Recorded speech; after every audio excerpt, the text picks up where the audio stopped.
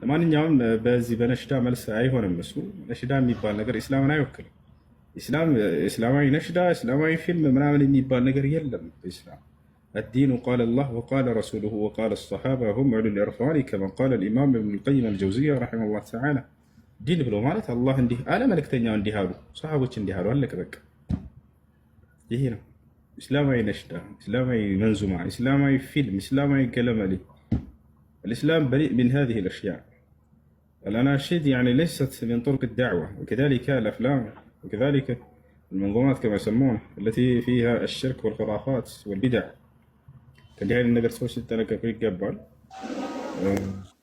الله قال ندينا وبرو لسوش بمن ناجر يملك تنياو قال ندينا وبرو بمن ناجر هنا وجي تبرو مالت እንደዚህ አይነት ነገራቶች ከእስላም አይደሉም። ተውት፣ ተማሩ እናንተ። ከዛ በኋላ ለክህደት ባለቤቶች፣ ለቢድዓ ባለቤቶች፣ ለሽርክ ባለቤቶች ለመለስ እሱን ነገር ለእውቀት ባለቤቶች ተውት።